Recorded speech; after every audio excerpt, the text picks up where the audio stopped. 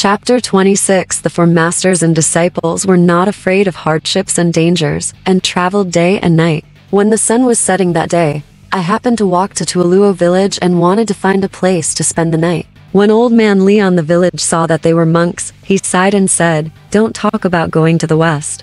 There is Kij Mountain in front of you. There are more than 800 miles of silt turned into persimmons on it. You can't get through it. You'd better go back." Tang Monk looked sad after hearing this, and Wukong couldn't help but jump out and ask Old Man Li why he was scary. Only then did Old Man Li notice the three monks behind Tang Monk. When he saw their appearance, he was so frightened that he took a few steps back and was about to close the door. Wukong quickly laughed and told Old Man Li that they were from the Tang dynasty in the east and were going to the west to learn scriptures. Although he was a little ugly, he had the ability to subjugate and eliminate monsters. When Old Man Li heard that they were able to slay monsters, he was very happy. He quickly invited them into the house and prepared a sumptuous vegetarian banquet for them. Wukong felt that Old Man Li's attitude before and after was like two people, so he expected that he must have something to ask for. Bajie wouldn't beat around the bush and asked him directly. Old Man Li said, "I do have something to ask of you.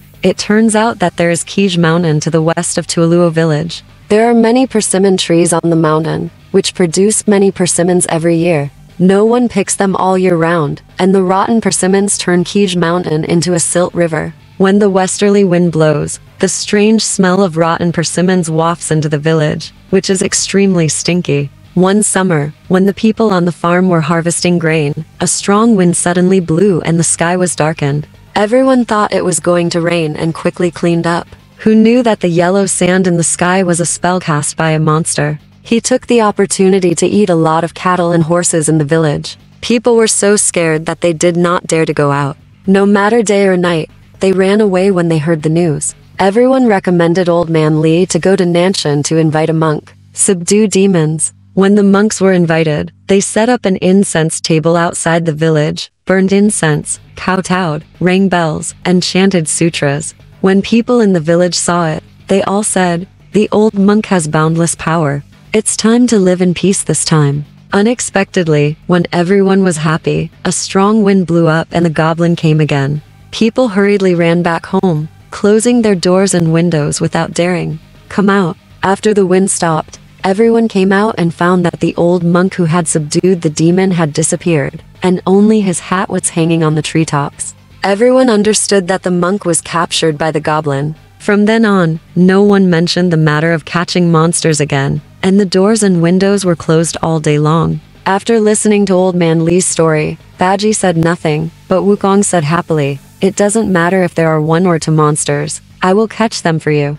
Old Man Li quickly found a few old people and wanted to thank them with a lot of money. Wukong definitely doesn't want it. At this moment, a strong wind suddenly rose, frightening the old people's faces to death. Wukong asked the old people to hide in the house with his master, and he took Bajie and Sha Sang outside. He saw a strong wind blowing, and two flashes of light appeared in the air. Wukong saw at a glance that they were a pair of monster eyes, and quickly said, "You two go back quickly to protect master. Let me go up and see what the monster is." Wukong jumped into the air and asked the monster where it came from. He asked several times, but the monster didn't answer. Wukong was so angry that he raised his stick and beat him. The monster fought with his hands and guns, and the two sides fought until the middle of the night, with neither side deciding the outcome. Seeing that the goblin was only defending but not attacking, Bajie climbed up into the clouds and attacked the goblin from behind. Unexpectedly, the goblin seemed to have eyes in his back.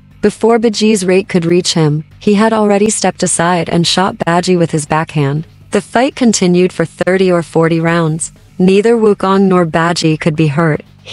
Wukong saw that although the two spear points of the monster could be bent, long or short, the yin energy was too strong. He expected that the monster had not yet cultivated into a human body and would definitely escape at dawn. Sure enough, as soon as the rooster crows at 5 o'clock in the morning, the monster turns around and runs away. Wukong and Bajie are chasing after it. Suddenly, an unpleasant odor rushes towards them. Wukong and Bajie guess that this is the Kijwa Shankai that Old Man Li said. Shigu. The monster jumped over Kiju Mountain and revealed its true form. It turned out to be a big red python.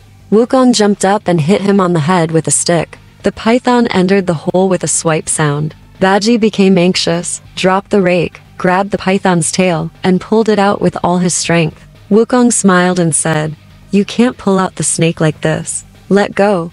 Lao Sun has a way to get him out." Wukong asked Bajie to go to the back mountain and block the back entrance. He put the stick in through the front entrance and poked randomly. The python was in unbearable pain and jumped out of the back hole. Bajie couldn't dodge and was hit by the python's tail. He fell several feet away and was left bruised and embarrassed. Wukong saw that the python had jumped over the ravine, so he and Bajie chased after it. The python saw them rushing towards them, opened its mouth wide and jumped back, swallowing Wukong in one gulp. Seeing this, Bajie turned around and ran away. Suddenly the python suddenly jumped into the air, and then fell down again, lying on the ground motionless like a thick tree pole. Bajie chased after him, raised his rake and was about to hit him. Suddenly, the python's mouth opened. Bajie jumped back in fright. When he saw Wukong coming out of his mouth, he said, "I've beaten the python to death. Drag it back and show it to the people in Tuoluo village." So, the two brothers picked up the python and left. When the people of Tuoluo village saw that Tang Monk and his disciples had killed the goblin and wanted no property, they prepared some meals to entertain them, which lasted for 7 days. On the day before leaving, all the men, women, and children in the village came to see him off, and they were all driven to the Zishigu Valley in Kij Mountain. However, the road ahead was blocked by rotten persimmons, making it impossible to pass. Old Man Li asked people to open another road. But how long will it take for ordinary people to drive a mountain road of more than 800 miles? Wukong came up with an idea and asked Old Man Li to order people to prepare some rice and steamed buns to feed Bajie, and then asked Bajie to turn into a big pig and get rid of these rotten persimmons. Bajie thought it was dirty and didn't want to do it. Tang Monk said, "If you can really open a way, Master will give you the best results." Bajie became proud and asked people to bring him rice, fruits, sesame cakes, and steamed buns. He opened his big mouth and ate them all, like the autumn wind sweeping away fallen leaves. Then he took off his clothes, muttered something in his mouth, and turned into a wild boar, with two. The hoof is higher than a person, like a mountain. Everyone was amazed when they saw it. Bajie led the way in front. Wukong and Sha Monk supported the master and followed behind, and the people of Tuoluo village took turns delivering food. In a few days, Bajie opened up a main road in Zishigu in Kij Mountain, 800 miles away. The men, women, and children of Tuoluo village sent Tang Seng and his disciples out of Zishigu before saying goodbye to them reluctantly. Alright, this part of the story ends here. Want to know what happened next? Let's listen to the breakdown next time.